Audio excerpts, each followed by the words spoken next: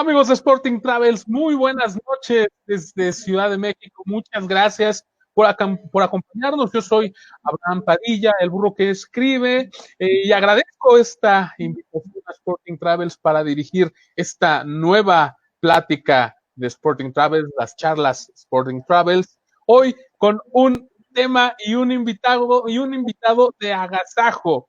Hoy vamos a hablar de letras y caminos.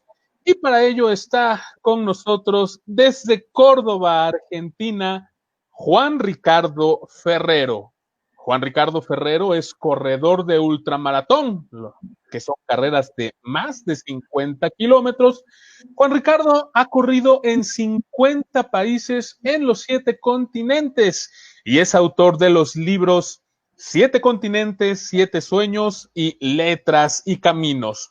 Un atleta y escritor, esta noche con nosotros aquí en Charlas Sporting Travels. Juan Ricardo, muy buenas noches, ¿cómo estás? Muy buenas noches, muy bien. Acá esperando ansiosamente la nota que hemos pactado para hoy. La verdad que un placer que me hayan invitado y que me tengan en cuenta para contar un poco lo que uno ha hecho alrededor del mundo, ¿no? Corriendo. No, hombre, para nosotros es un honor. Muchísimas gracias por aceptar esta invitación. Los invitamos, amigos, a que compartan esta transmisión en sus perfiles y con sus contactos para que puedan presenciar un poco de una vasta experiencia, una gran historia que es Juan Ricardo. Juan Ricardo, también te invitamos a que lo compartas en tus redes sociales. 6 de la tarde, tiempo del centro de Ciudad de México. Una disculpa anticipada, lo único que está fuera de nuestro alcance es el internet y la señal eléctrica, pero aquí estamos dando el 100% en estas charlas Sporting Travels. Juan Ricardo, cuéntanos, ¿qué es la ultramaratón? De entrada, creo, cuando planeábamos esta entrevista en oficina, fue lo primero que brincó en la, en la plática porque muchos no identificábamos esto del ultramaratón. Bueno, el ultramaratón es, como yo digo siempre, es estar un poco loco para correr. Esa es la definición que yo doy. Porque en realidad la ultramaratón son aquellas distancias que superan los 42 kilómetros. Estamos hablando de distancias que van de más de 42 kilómetros hasta los kilómetros que se te pueden ocurrir. Hay carreras de 100 kilómetros non-stop, 200, 500, 1000, y de ahí podés sumar determinada cantidad de distancias. Yo te diría que hoy el mundo de la ultramaratón lo podemos ubicar dentro de dos aspectos. Una que va a la non-stop propiamente dicha, que son distancias en donde el reloj marcha desde el inicio y corta en la meta. Pero en lo que es autosuficiencia, que le llamamos, son por etapas o por días. Son distintas modalidades, pero que en realidad hacen a un mismo deporte. Ahí con distintas cuestiones, pero hacen a lo mismo, ¿no? Y hay que estar un poco loco para asumir esto, porque no solamente es correr, sino que también es preparar una logística importante y recorrer el mundo en los lugares en donde se hacen este tipo de carreras. No se hacen en lugares turísticos, sino se hacen en lugares alejados. Y eso es lo bueno de este deporte. Estamos hablando de que es una especie de ruta como los rallies o los giros o las rutas ciclistas. Mira, yo lo compararía siempre con, por ejemplo, te digo, París-Dakar. Algo similar en donde hacete la idea de que nosotros somos el automotor que va recorriendo el desierto.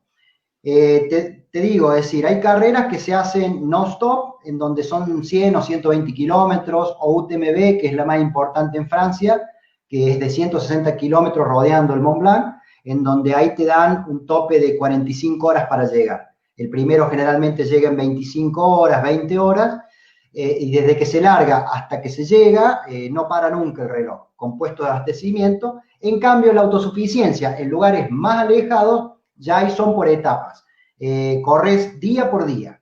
Te doy un ejemplo de la autosuficiencia que yo he corrido, que son las que más me llaman por etapas, es en el desierto australiano. En el año 2015 corrí de track, en donde forma parte de un circuito, Racing, que son 5 carreras en 5 continentes diferentes con distintas tonalidades, digamos. Yo lo hice a ese circuito en forma completa, las 5 competencias, y fui el primer corredor y sigo siendo, bueno, lógicamente, el primer corredor de cerrar ese circuito en forma completa. Y Australia es una de ellas y es la más larga. Son 8 días, 524 kilómetros, desde Ayers Rock a Uluru, en donde son 8 etapas. Los primeros 6 días se corren 400 kilómetros, dividido en esos 6 días, y a partir de ahí una carrera non-stop, última, por los 100 y pico de kilómetros hasta llegar. ¡Wow! Claro, esa autosuficiencia es mucho más complicada, digamos, en lo que es logística, porque vos llevas todo el equipo y ese equipo va entre 6 y 7 kilos en tu espalda. Es decir, no es solo correr, sino llevarte todo lo que te hace falta para cubrir esa distancia. Ahí la organización te hace el apoyo logístico, que es el marcaje del recorrido, más el campamento, y que solo te brindan el médico y el agua, con distintos puestos de control, pero no hay otra cosa, así que ahí te arreglas como vos puedas. Es medio como salvaje el asunto. Por supuesto, ya lo creo. Partimos desde el punto de que la maratón, como todos la conocemos, es la prueba reina del atletismo y la prueba máxima en todo evento olímpico. Sí, Pero cuando hablamos de la maratón olímpica, estamos hablando de un recorrido planito por la ciudad que tiene mucho de turístico y no deja de ser accesible en cuanto a que no llevas impedimenta alguna. Pero lo que nos estás contando ahorita es una maratón que se acerca a la que corrió Maratón el Griego, ¿no? O sea, vas a campo traviesa, no hay suelo plano, o sea, vas cruzando, me imagino, o sea, si nos hablas de que el desierto, estamos hablando de rutas naturales con su agresividad natural, valga la redundancia, ¿es así? Claro, el tema de la ultramaratón principalmente se combina un poco el conocer el país, el terreno y la idiosincrasia del país en donde vas a correrla. Por lo tanto, este tipo de carreras se arman en países alejados y en la cual vos tenés que recorrer, ya sea selva, desierto o montaña. Siempre tenés todos esos recorridos.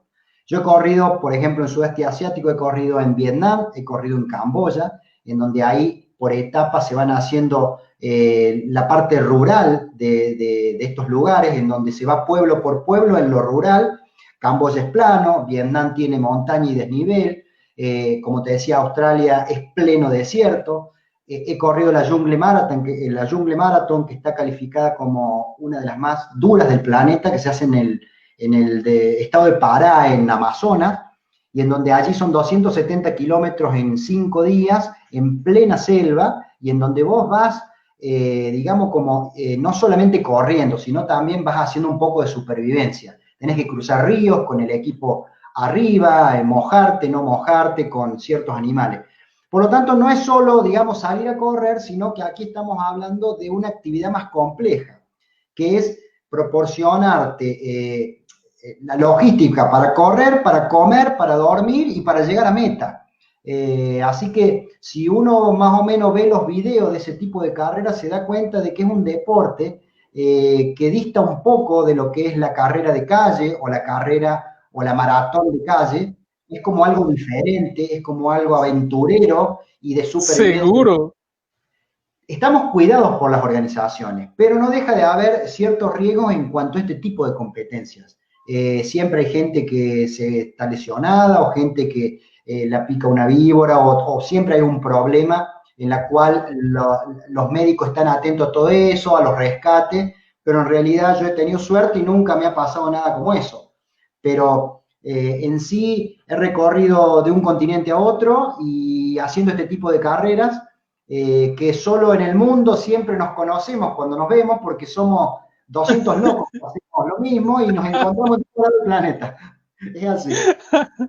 Lo comparabas al inicio con el Rally Dakar, pero podemos incluso decir que el ultramaratón es una competencia más desafiante que cualquier rally automovilístico y quizás la más desafiante de todas las existentes, dado el nivel de exigencia y la única el único concurso del cuerpo humano, ¿no? No hay maquinaria que lo asista. Claro, sí, sí. Acá indudablemente el motor es tu cuerpo y es tu mente. Digamos, lo que certifica o califica a un ultracorredor con cierta experiencia es la mente que tiene por sobre el cuerpo en sí. Es decir, acá es muy mental este tipo de competencias más allá de estar muy bien entrenado. ¿Por qué? Porque hay momentos que corres con 45, 50 grados, hay momentos que corres con menos 20 grados. Yo he corrido la serie 4 Desert en donde fui a Antártida y en Antártida recorrí ¡Wow! 50 kilómetros bajo menos 20 grados bajo cero. Es decir, el cuerpo se tiene que ir adaptando a este tipo de actividades, correr y adaptarse al clima y a un montón de cosas que hay que tener en cuenta. Como te decía, este tema de la ultramaratona a mí me hizo recorrer el mundo porque es lo que me gusta y he ido a países que por ejemplo, ni siquiera se abrían. He corrido en Bután, he corrido en Nepal, ¡Wow!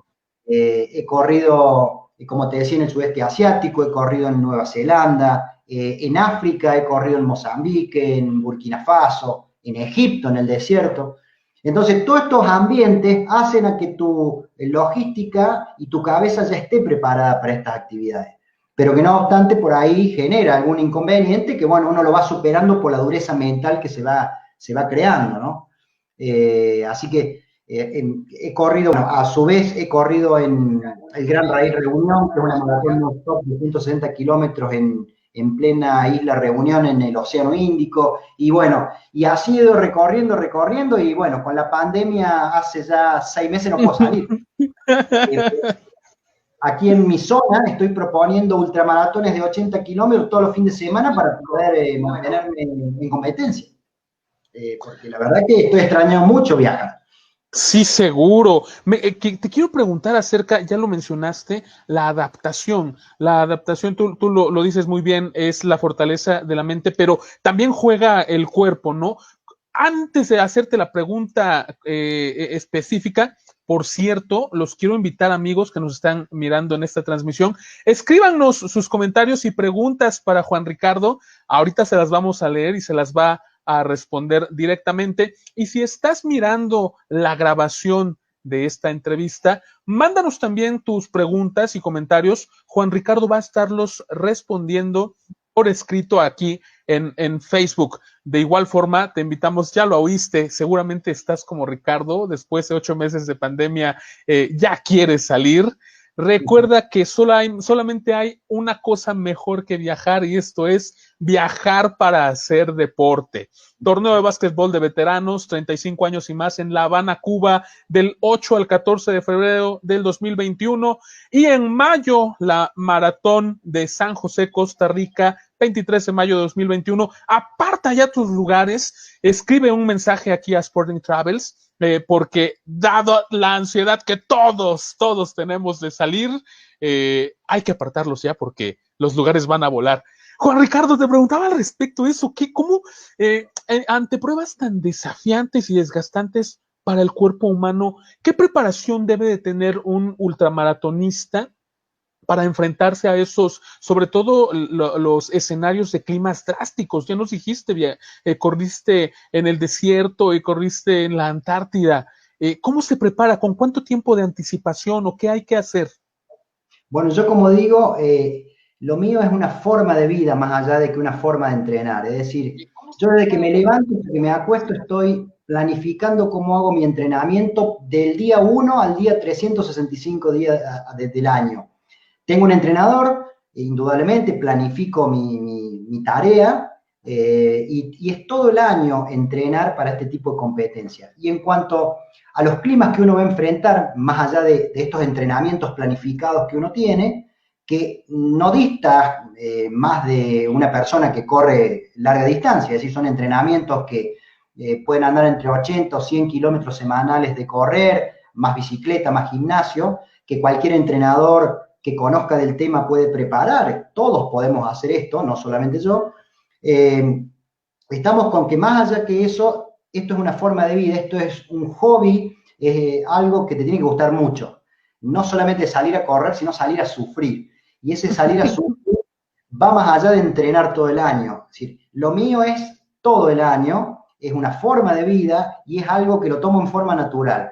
Y cuando me voy inscribiendo a las competencias, ya sea con frío o con calor, lo único que trato es tiempo antes de ir preparando el equipo para afrontar ese lugar. Pero en realidad no me preparo en algún clima o frío o calor para enfrentarlo. Yo soy un poco, en ese sentido, medio raro porque no preparo las competencias en los climas a las que voy a ir. Es como que preparo la logística, me preparo yo y voy. Y después, bueno, vemos qué pasa. Hasta ahora me ha ido bastante bien en el frío y en el calor, en la selva, en el desierto y en la montaña. Hasta ahora venimos bien. Vamos a ver qué pasa. Ni llegar con anticipación a los lugares de climas más extremos. Lo ideal es llegar con anticipación, pero por ahí muchas veces no llegamos con más de 48 horas antes, es decir, ¡wow! Caemos a correr 250 kilómetros en 5 días y estamos cayendo 48 horas antes de empezar a correr. No te digo que sea lo mejor, pero generalmente por las distancias, por los costos, hace a que no nos quede otro camino que llegar 48 horas antes. Lo ideal sería estar 10 días antes, pero los costos, la distancia, la logística hace a que se hace casi imposible. Lo ideal sí sería 10 días antes, pero no se puede muchas veces con el tema de los costos, las distancias, y bueno, y hace a que incluso la organización misma llega a 48 horas antes en cuanto a la logística. Así que es como aventurarse y preparar bien, pero no pensar tanto, porque en realidad si pensás mucho, es como que siempre te vas a quedar. Es una forma de que yo veo las cosas. Por ahí hay gente que estudia un poco más, es un poco más detenida, y bueno, la respeto también, que es lo más ideal en todo caso. Pero no hay barreras. Sí, sí. En esta actividad que es así por sí misma, es sorprendente, es increíble. Si es que cabe la pregunta, ¿cuál consideras que ha sido la competencia más increíble en la que has participado de ultramaratón? ¿Y por qué?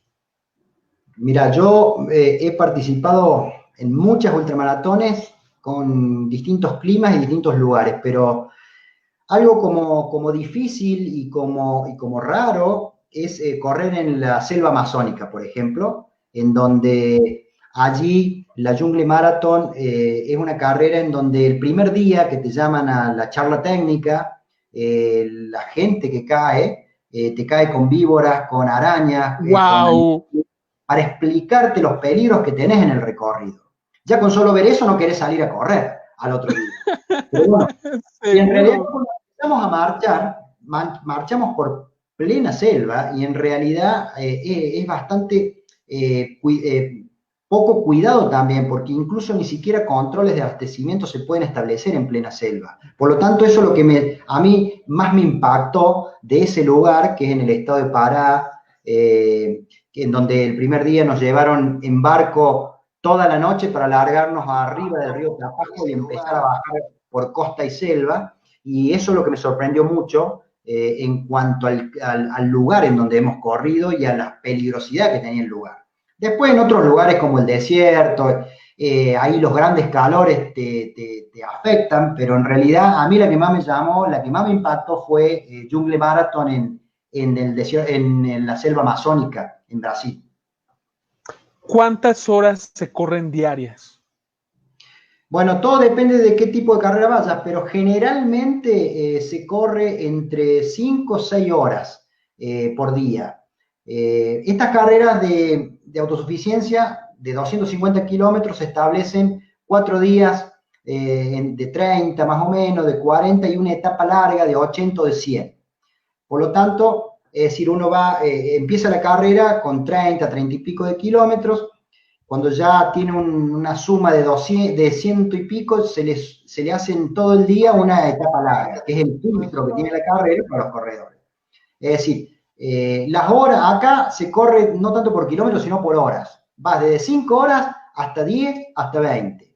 Si son non-stop, te doy el caso de Gran Raíz Reunión, que corrí yo en 54 horas, sin parar, sin dormir, ¡Wow! corriendo y caminando, recorriendo la isla. O UTMB, 40 horas, o Nueva Zelanda, que corrí 100 millas en 29 horas sin parar, pero sin parar, es decir, corriendo, comiendo y siguiendo. Es decir, son horas de 5, 10, 20, 40, a lo que sea la distancia. Pero lo mínimo, lo normal es que corra más de 10 horas. Un ultramaratón no puedes correr menos de 10 horas, porque eso es la... ¿Por qué? Porque no vas corriendo en plano, sino que estás corriendo en distintos lugares. Después tenés lo que se llama la ultramaratón en pista o en ruta, que eso yo no hago.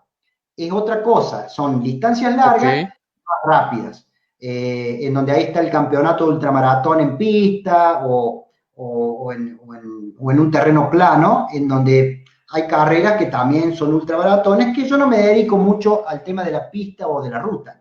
Yo voy a la ultramaratón que es en el campo, digamos, a campo traviesa, que eso es lo que a mí más me impacta y más me gusta. Correcto. ¿Cómo das el brinco del deporte a la literatura? ¿Cómo se vuelve Ricardo un ultramaratonista, ahora escritor? Digo, lo entiendo perfectamente desde el punto de que es una experiencia que debe de contarse. ¿Cómo te decides a brincar hacia el libro? Yo en realidad, yo soy abogado, así que más o menos conozco un poco de letras, un poco de redactar, de escribir. A su vez, yo soy director de una revista digital de Argentina que hace ya más de 10 años que está. Entonces también sé redactar, sé más o menos acomodar textos. Y un día dije, todo esto no lo puedo contar en una nota y esto me gustaría dejarlo. ¿Para qué? Para motivar a la gente que empieza a correr y que pueda hacer lo mismo que hago yo, porque yo no soy ningún corredor de ultra elite, sino que soy un tipo que apasionado por lo que hace y en base a eso logré todo lo que logré. Digo, algún libro tengo que dejar para que la gente lo lea y se motive y aparte para dejar algo escrito. Entonces empecé a averiguar para hacer un libro, algunos redactores, algunos editores, y la verdad que no me cerraba. Consulté y me dijeron, mira, si vos das este libro para que te lo hagan, va a perder mucha calidad, mucha independencia en cuanto a lo que vos querés expresar. Por lo tanto, hacelo vos si vos sos abogado y vos podés hacerlo, me dijo un colega. Así que me senté un día y me puse a escribir el libro. Tenía la ventaja de que a través de mi revista, en cada viaje, en cada evento y cada cosa que hago, tengo un tipo de archivo. Entonces tenía más o menos diagramado la forma en cómo acomodaba el libro. Entonces digo, bueno, me siento a escribir, empecé a escribir, hice el prólogo, una introducción y a partir de ahí ese libro lo hice por objetivos logrados y fui desarrollando todas mis actividades por objetivos logrados y por un temario determinado. Vos vas a encontrar en el libro ultramaratones, vas a encontrar circuitos y que yo traté de que el que vaya leyendo no vaya leyendo en orden cronológico las carreras, sino que por objetivo, por lugares, pero más o menos que se vaya ilustrando y no sea tan aburrido.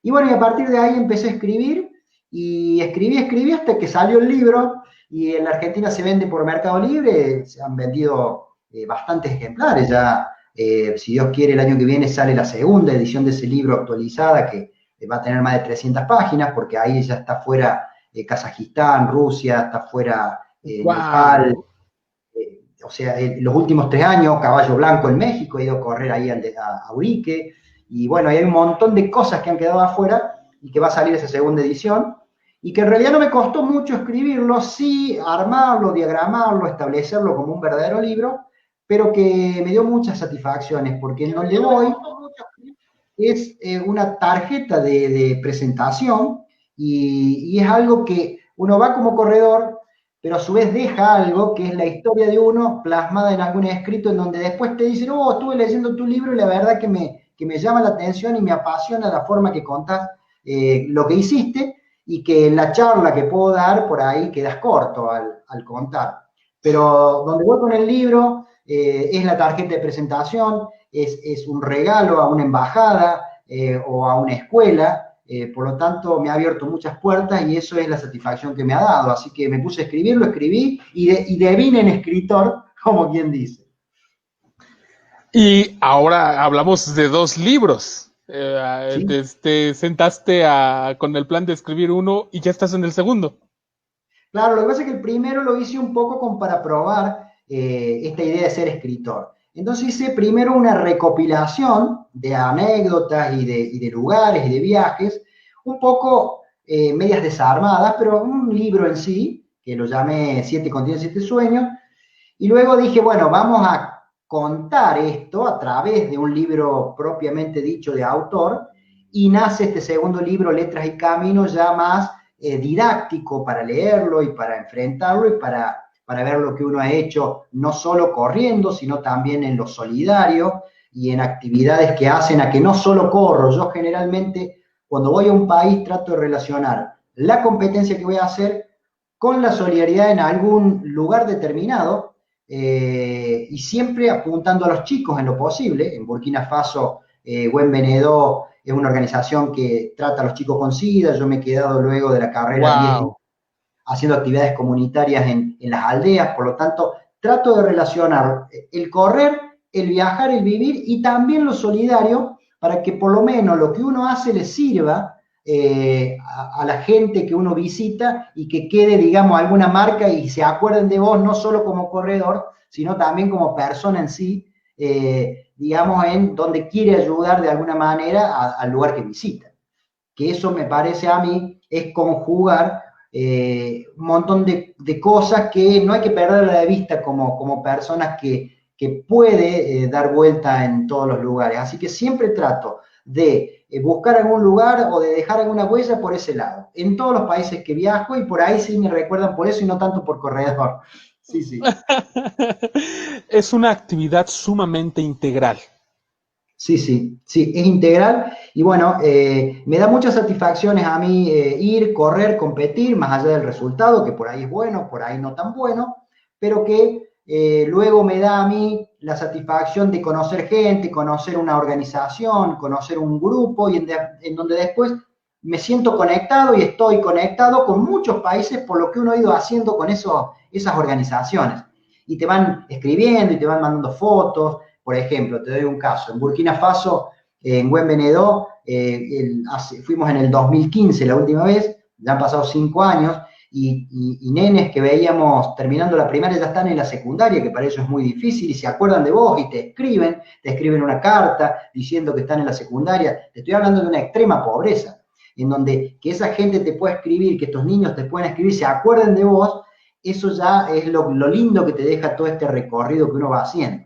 Es decir, hay que ser más que corredor también, solidario y didáctico, para que vos sirvas no solamente que te vean correr, sino y que vos disfrutes corriendo, sino también que todo sea integral y que disfrutes vos y disfrutes la misma gente que visitás y los lugares en donde estás. Esa es mi idea.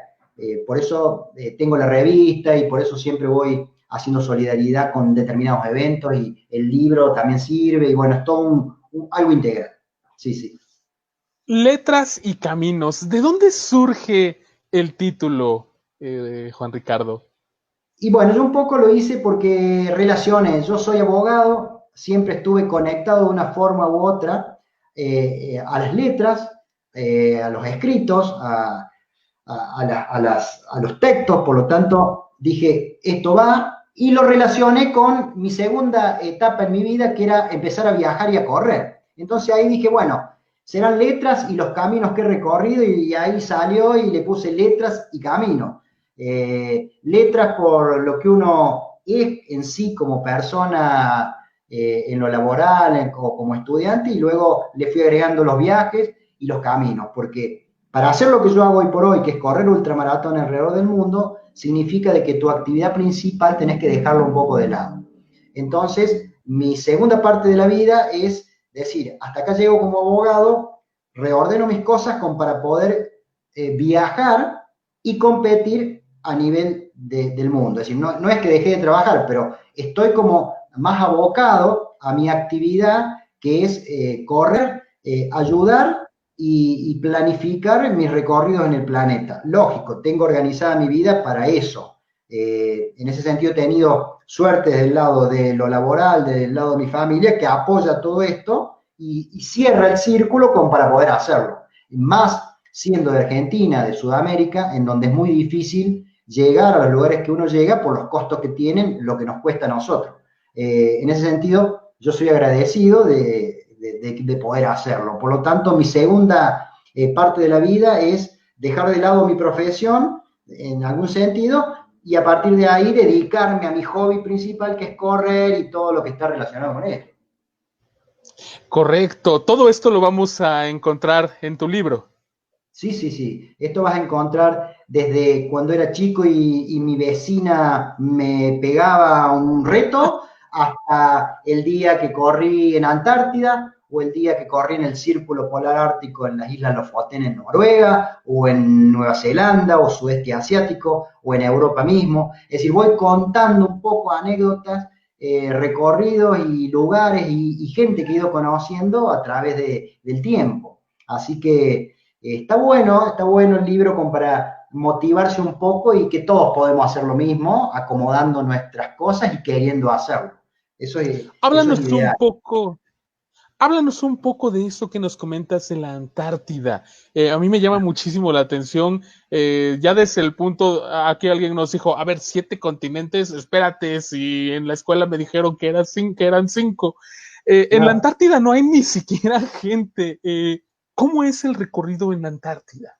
Bueno, lo que pasa es que te digo un poco el tema de los 7 continentes. Hay dos organizaciones en el planeta en donde reúnen a corredores de ultramaratones y de maratones que han corrido en todos los continentes. Los continentes son 5. Lo que pasa es que estas organizaciones dividen América en dos y ahora están dividiendo en 8 continentes que dividen Oceanía, Australia y Ok. Nueva Zelanda. Es un simple detalle que ellos hablan de 7 continentes, pero que en realidad reúne a corredores que han corrido en los 5 continentes y ellos le llaman 7.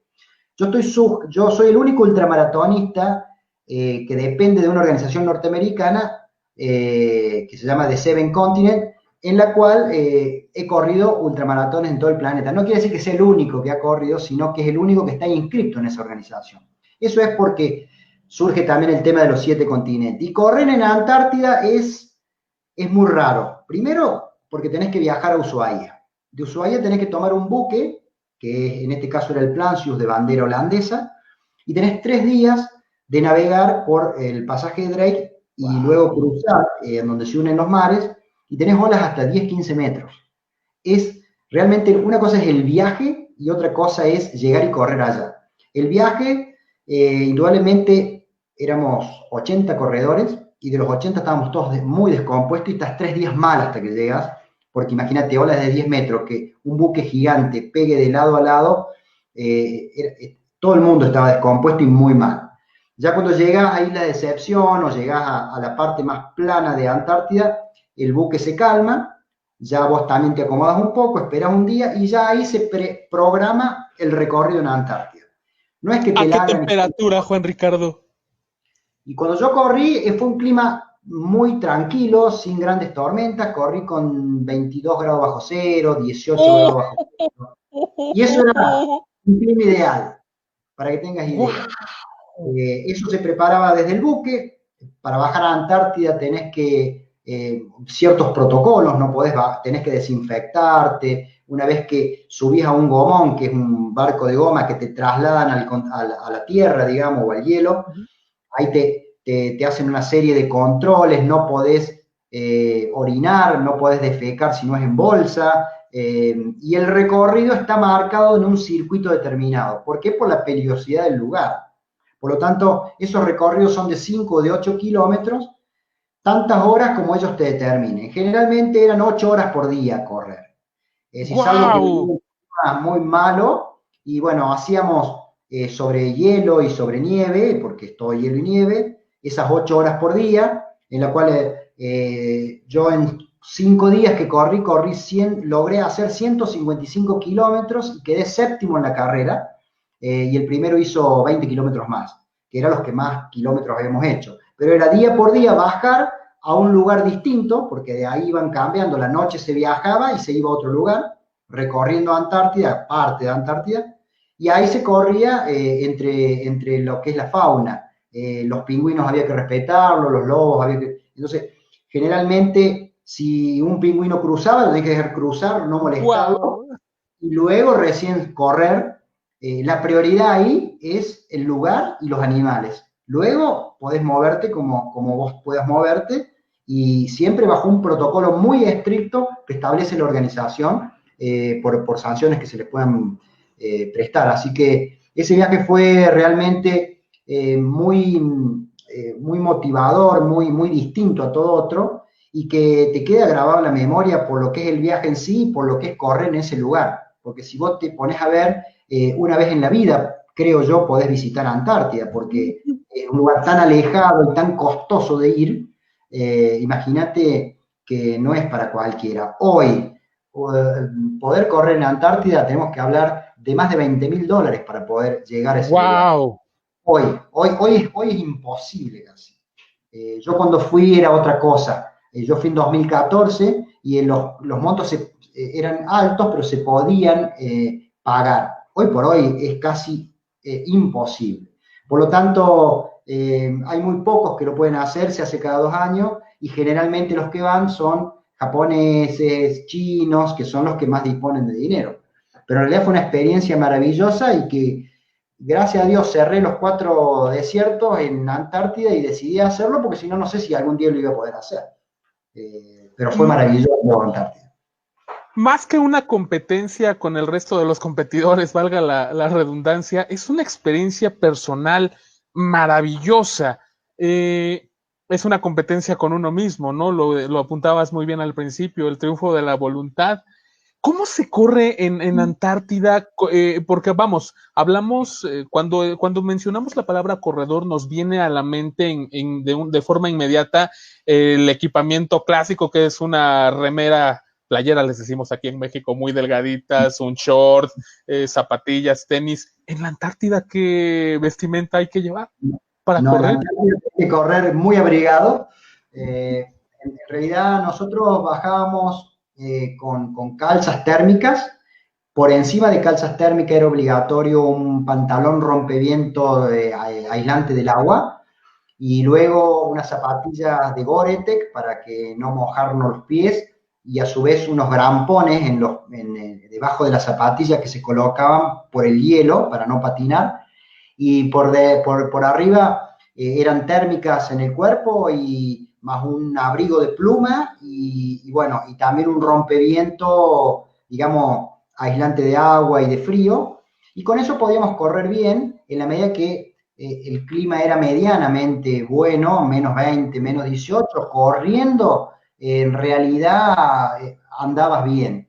Ya, no, pero no podés parar mucho porque enseguida te enfrías y no soportas el frío. Incluso cuando terminábamos la etapa a las 6 7 horas, que ya estábamos incluso por dentro transpirados, nos obligaban a sacarnos esa ropa y ponernos lo que se llama la parca. La parca es una campera gigante que te mantenía lo térmico y no tocar el agua, porque si tocabas el agua se te congelan los dedos y te pueden llegar hasta cortar los dedos en un momento muy rápido. Por lo tanto, el traslado era muy de precaución por las dudas de que no se fuera a dar vuelta con corredores esos gomones.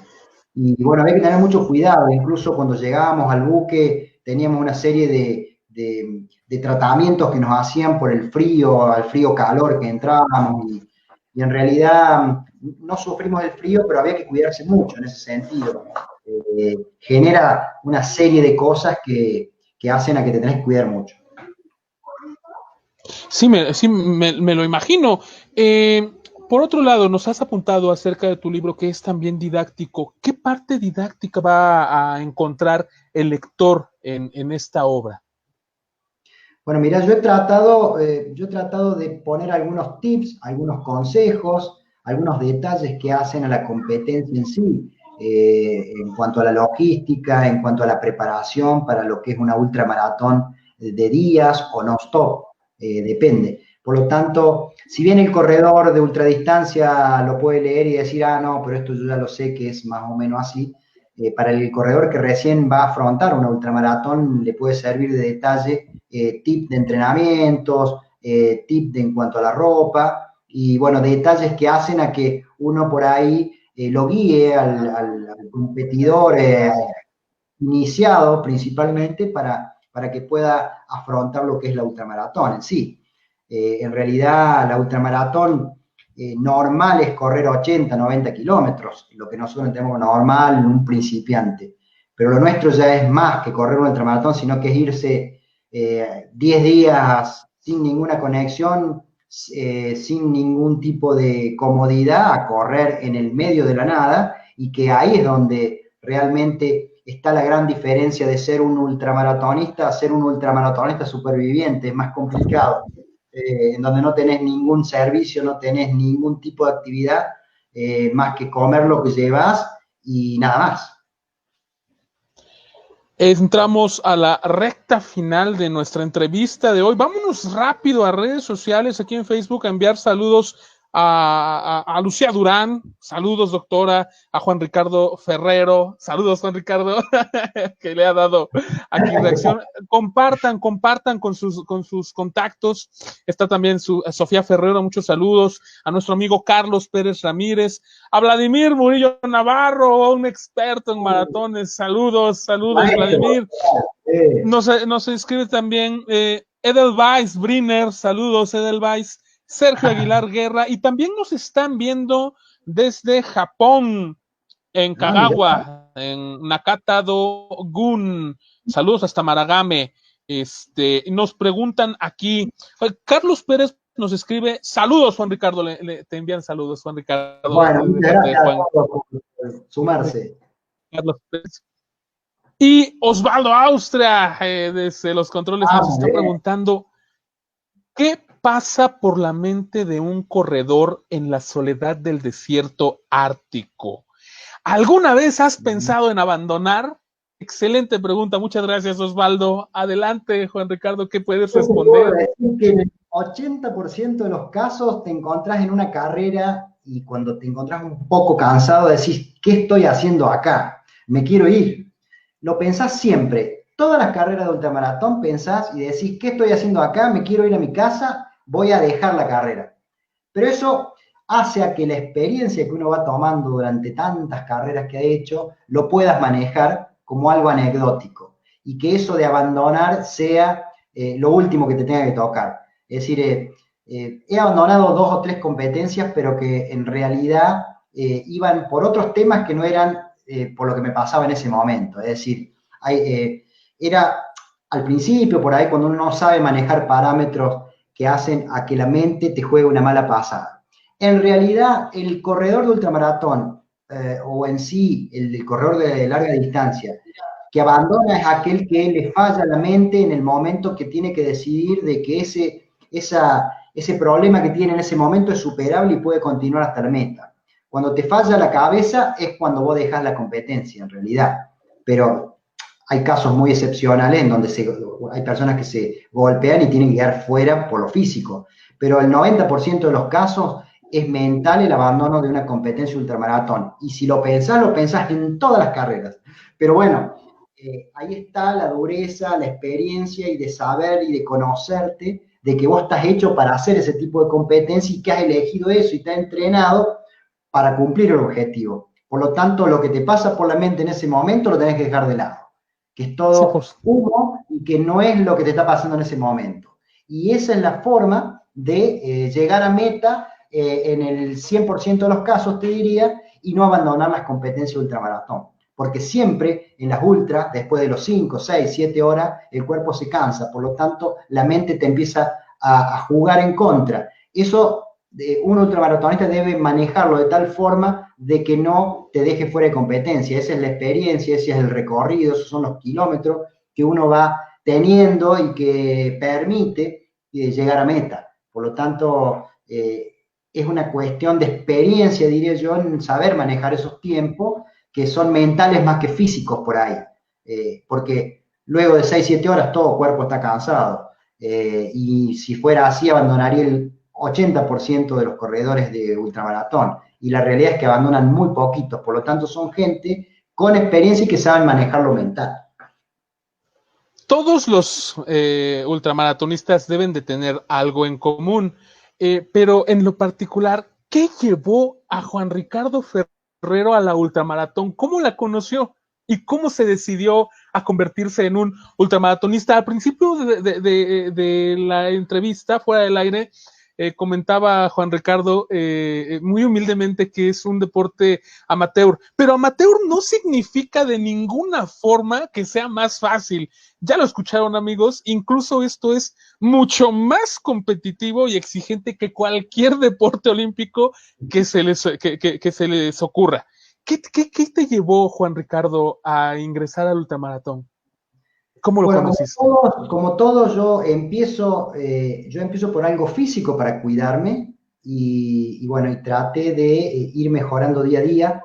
Empecé corriendo maratones de calle o carreras de calle, luego hice un poco de carreras de aventura de 20, de 30 kilómetros y un día quise hacer más kilómetros. Generalmente el corredor quiere correr cada vez más kilómetros, todos los corredores siempre queremos correr más kilómetros y un día decidí el ultramaratón porque en realidad me daba lo que yo le pedía a una carrera en sí, que era esa cantidad de tiempo que vos tenés con vos mismo.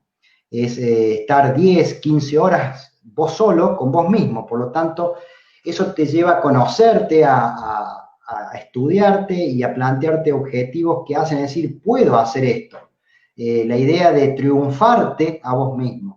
Y eso es lo que me metió en el mundo del ultramaratón, es decir, el mundo del sacrificio, el mundo de la aventura y el mundo de querer cumplir metas, objetivos y sueños que se dan a través de una competencia que te lo da la ultramaratón. Porque por ahí una carrera de 10, 20 kilómetros te da la adrenalina de correr fuerte y de llegar a meta.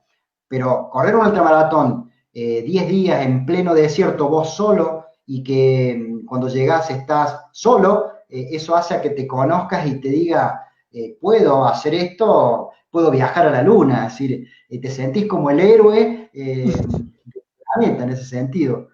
Poder hacer lo que vos realmente planeás. Y en realidad te tiene que gustar, tenés que amar esto de hacer grandes distancias, grandes horas, y bueno, los ultramaratonistas somos todos amigos, es decir, cuando estamos en competencia corremos, llega uno primero, llega uno segundo, pero en realidad somos amigos realmente, porque todos amamos la ultradistancia y las ultras horas corriendo con uno mismo. Es lo más lindo que yo le encuentro. Yo cuando corro no escucho música, nada, simplemente escucho el ruido de mi cuerpo, que eso es lo que me apasiona. Si aquí hay público que está mirando esta entrevista apenas en los últimos 5 minutos, pensaría con lo que acabas de decir que tiene cierta razón, que la ultramaratón se trata de una experiencia íntima, sí, sumamente personal, sí, solitaria, tal vez, pero nos has contado de todo el aspecto social, es decir, a pesar de este trasfondo personal, de este encuentro quizás espiritual y con uno mismo, nos has hablado también de ese aspecto social, de incidir en las comunidades. ¿Qué nos puedes decir al respecto? ¿Cómo suena hasta poético ese encuentro entre lo más personal que es la competencia y lo más social que es ese trabajo comunitario que también trae la ultramaratón de trasfondo? Yo no sé por qué, pero el correr grandes distancias y correr uno solo tanto tiempo hace a que después todo eso lo quieras brindar en ayuda a alguien. Si vos te fijas o estudias un poco el ultramaratonismo y la gente que corre grandes distancias, vas a ver que en un gran porcentaje, pero en un alto porcentaje, o corre una carrera en favor de una institución o ayuda a alguien. Es decir, se relaciona muy fácilmente esto personal con querer favorecer o ayudar a la gente que tenés que ayudar, cualquier organización que sea. Por lo tanto, yo la verdad no sé qué tiene la ultramaratón que te lleva de forma individual a lo social, de querer, digamos, comprometerte con un organismo, una entidad, y formar parte de ello para poder darle una mano. Es como que a uno lo llena eso de hacer algo por otro. Yo lo veo en todos los corredores de ultramaratón, que siempre uno corre por tal institución, otro por esto, por el otro, y generalmente, yo no sé por qué será, pero te lleva lo solitario a lo comunitario y ahí querer ayudar a la gente de una forma u otra. será porque uno frecuenta países, comunidades, lugares que te reciben y que vos como corredor querrás devolverle o dar una satisfacción a sí mismo de querer ayudar al entorno en donde estuviste o en donde vivís. Pero en realidad somos muy solidarios los corredores de ultramaratón, tanto con nosotros mismos como con el entorno que nos rodea, ya sea en el lugar que vamos o en donde vivimos. Y eso es una característica que te brinda este tipo de deporte. Por eso que es un deporte tan sano, más allá de que sea amateur, y tan solidario a la vez, más allá de que sea muy personal en cuanto a su desarrollo. La competencia por sí misma es personal, ¿no? Ya lo comentaste bien, es Es muy exigente, personal, sí, muy es personal. sumamente personal. El viaje puede ser más en familia, es decir, ya lo comentaste también, son viajes que pueden durar 10 días. ¿El ultramaratonista viaja solo o también viaja con pareja, con familia, en grupo? ¿Es posible? Generalmente, como somos de distintos lugares del mundo, viajamos solos o con algún compañero que tengas del mismo país. Yo a mí me ha tocado siempre salir de Argentina y viajar solo a todos los lugares, salvo con uno o dos compañeros que en ese momento coincidimos. En Argentina hay muy pocos corredores que hacen ultramaratón, así que somos uno, dos o tres. Y yo creo Y que en toda América Latina también son pocos, ¿no? sí, sí, son muy pocos. En México, en Brasil, siempre te encontrás uno, dos, no mucha gente. Es decir, siempre viajamos solos, generalmente en familia no tanto, porque nosotros vamos a correr y nos quedamos 10 días aislados y la familia no te puede estar esperando. Por lo tanto, sí, en algunos casos tratamos de coincidir algunas competencias con que la familia te espere y luego hacer un poco más de turismo. Pero en realidad siempre generalmente viajamos solos, son lugares muy alejados, son lugares que también por ahí son medios como peligrosos, porque son países muy poco desarrollados, en donde una familia tipo, por ahí es medio como que vos viajas a Egipto, viajas a, qué sé yo, viajas a Burkina mismo o a Mozambique, que son países en Uh -huh. donde la familia se la ve de otra forma, entonces no es tan conveniente. Es decir, que siempre generalmente estamos viajando en forma solitaria y lo que sí, cuando llegamos allá somos todos conocidos, por lo tanto ahí formamos un grupo, un equipo y la pasamos bien durante 10 días, corriendo, haciendo lo que nos gusta, olvidándonos del mundo y te diría que cuando terminamos ahí volvemos de nuevo al mundo, pero cada uno por su lugar y en forma solitaria. Sí, sí, somos muy solitarios en ese sentido. Se vuelve una comunidad. Entiendo, corrígeme si estoy mal, me da la idea de que el resultado de la competencia, es decir, el ganador o quién quedó el último, como que queda muy al final, ¿no? O sea, o no es importante, o me equivoco. Mira, en realidad siempre está el nivel competitivo en estas carreras y siempre tenés 5 corredores por competencia o 4 o 3, que ellos van a ganar la competencia. Pero o sea, pero lo que pasa es que vos en estas ultramaratones tenés el corredor que va a ganarla, que compite más que otros, pero que en realidad cuando termina la carrera es uno igual que vos.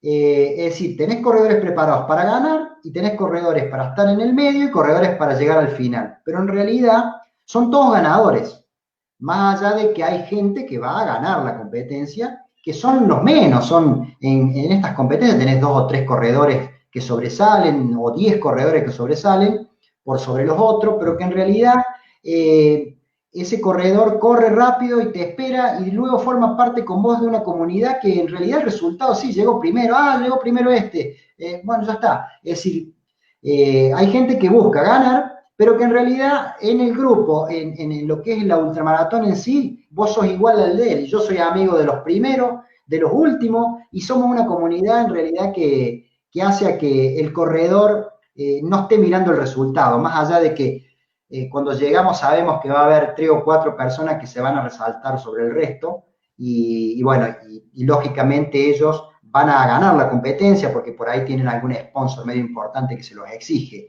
pero que forma parte del mismo grupo que vos y que la realidad no es que se dé, la realidad es que sus condiciones dan para que gane, pero no es que no va a formar parte del grupo. Esto es un grupo como si fuera un grupo de amigos que va a correr y después va a salir el mejor. Y ya está, fue el mejor, se le da el premio y nos vamos todos contentos igual. Correcto.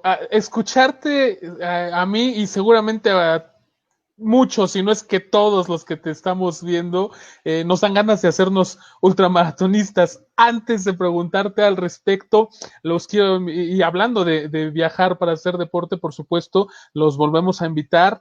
Y escriban ya a Sporting Travels, manden un mensajito directo. Recuerden, la pandemia va a terminar pronto y hay que ir pensando en qué vamos a hacer cuando podamos viajar. Hay que viajar a Cuba, Habana, Cuba, festejen el 14 de febrero, el Día del Amor y la Amistad, torneo de básquetbol de veteranos, 35 años y más, en La Habana, Cuba, del 8 al 14 de febrero de 2021, y el Maratón de San José, Costa Rica, el domingo 23 de mayo del 2021. Pueden ver la charla anterior de Sporting Travels, todo lo que es el Maratón de San José de Costa Rica, y aparten ya su lugar porque de verdad van a volar, así es que recuerden, siempre hay algo mejor que viajar, es viajar a hacer deporte.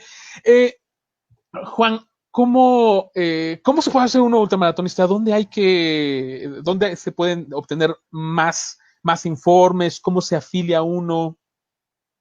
Bueno, en realidad ser ultramaratonista es correr una distancia larga. Hay organizaciones a nivel mundial que vos podés afiliarte, pero son las que más se dedican a pista o en circuito cerrado. En realidad, para ser ultramaratonista tenés que proponértelo, buscar las competencias alrededor del mundo que sean de larga distancia y simplemente inscribirte y prepararte para ello. No necesitas estar afiliado a ningún lugar para ser ultramaratonista. Sí, por ahí, para correr carreras certificadas que le llaman, tenés que formar parte de ciertos organismos en donde tenés que afiliarte y luego tenés que competir por tu país en un recorrido marcado de ultramaratón, pero que eso es una parte de lo que es la ultramaratón, digamos, como más oficial, y lo nuestro es más como extraoficial, que no deja de ser más importante, pero en la cual estamos todos aquellos que corremos grandes distancias y elegimos un lugar y nos inscribimos para correr en cualquier competencia. Así que es prepararse, tener ganas de sufrir un poco y divertirse.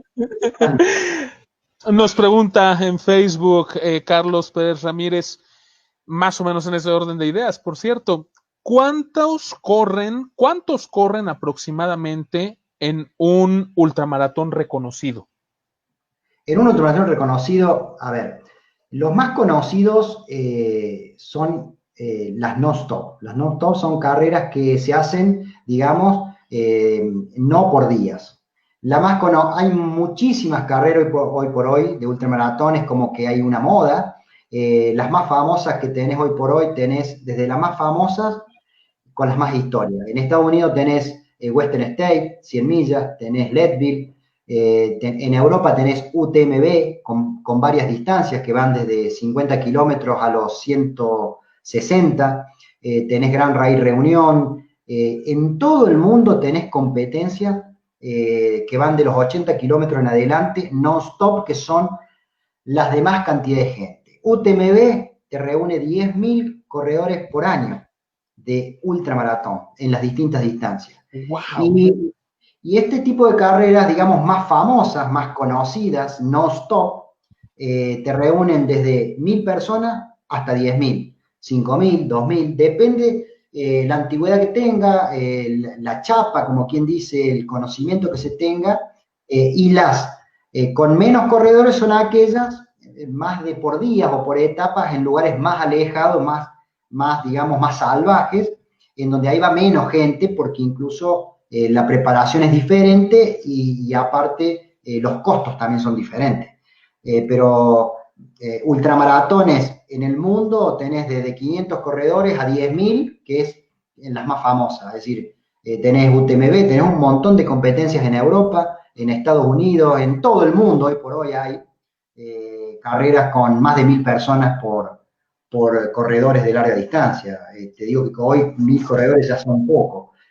Ahora con el tema de la pandemia, no sé cómo va a salir todo esto, pero las carreras estas, las más tradicionales, están entre 2.000, 3.000, 4.000, 10.000 corredores de maratón. Indudablemente, es decir, hay muchas carreras con muchos corredores. Edelweiss Briner escribe diciendo felicitaciones. Ahí están las Bueno, felicitaciones para Juan Ricardo. Últimos minutos de esta transmisión. Juan Ricardo, desde tu experiencia, ¿qué opinas acerca de si los viajes deportivos ayudan en la formación del ser humano, particularmente de los jóvenes? Y si es así, ¿qué opinión tienes y qué tanto los recomiendas, Juan Ricardo? Mira, yo te diría que el viajar por viajar a mí nunca me cerró y yo creo que en un joven que viaje por viajar, yo no creo que por ahí lo disfrute tanto. Porque por eso es que hoy el turismo activo es el que está de moda. El turismo en donde vos vas ahora y ves chicos jóvenes, ves muchachos jóvenes que siempre van o a hacer trekking o a hacer algo relacionado siempre con lo activo, o una caminata, un trekking o lo que sea. Por lo tanto, el salir a viajar con el objetivo de hacer algún tipo de deporte amateur o más profesional, para mí esa es la fórmula ideal para poder viajar. Es decir, plantearse un objetivo deportivo y por detrás de eso, una vez que vas a hacer el disfrute en cuanto a eso y luego haces el turismo y te puedo asegurar que lo disfrutas mucho más, porque el turismo activo, el turismo con una actividad deportiva es lo que más llena, por lo menos es lo que yo veo y es lo que también estoy viendo en mucha gente, que vos cada vez ves más en un avión, con que no llevan esos equipajes grandísimos, ya van con una mochilita muy pequeña, porque se van a hacer una caminata al Camino Santiago o se van a hacer recorridos por montaña suiza, y vos ves que van con muy poca ropa porque hacen el recorrido activo, el recorrido de no estar tirado descansando, sino más bien cansándose. Así que es la fórmula ideal para mí viajar y hacer deporte. Eso no hay duda, lo tengo muy claro.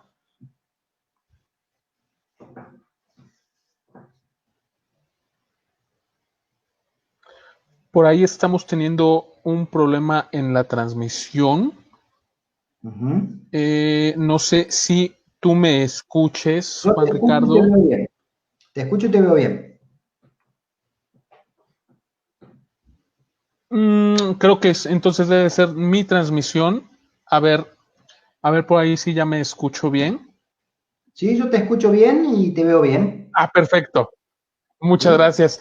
Juan Ricardo, estamos llegando al final de nuestra entrevista de hoy. Se ha pasado rapidísimo. Si estás viendo, querido público, esta entrevista en la grabación, escribe tus mensajes, tus preguntas. Juan Ricardo va a responderlas por escrito y va también a poner ahí su contacto y dónde adquirir su libro. Y toda la comunicación que quieras tener acerca de esta ultramaratón y de todo lo que Juan Ricardo hace. Dos libros escritos. Juan Ricardo, por cierto, ¿dónde podemos obtener tu libro? Bueno, hoy por hoy en Argentina se compra a través de mercadolibre.com y si es por fuera del país, hoy está complicado enviar los libros fuera del país, pero yo tengo una forma de que en realidad el que quiera leer el libro en sí, yo se lo puedo enviar de manera digital e incluso en un tipo de audiolibro, ya sea en inglés o ya sea en español. Por lo pronto, si le interesa leer un poco estas anécdotas o motivarse un poquito con este libro, conocerme un poquito más, me pueden enviar un mail o comunicarse a Juan Ricardo Ferrero, red social que es Facebook, y yo les reenvío el libro en PDF para poder incluso darle una cierta impresión o leerlo simplemente desde la computadora. Por lo tanto, lo que les ofrezco es el envío del libro de manera digital. Ya sea que me escriban a mi correo electrónico que es rferrero@revistarecorrer.com.ar, o si no, me escriben a mi Facebook, Juan Ricardo Ferrero, y ahí, o en el Instagram, que también está bajo el mismo nombre, y yo automáticamente les envío el libro para que lo puedan leer o escuchar si quieren un audiolibro. Esa es la forma que tengo de distribuirlo por fuera de Argentina, ya que los envíos desde Argentina del libro en sí es complicado. Maravilloso.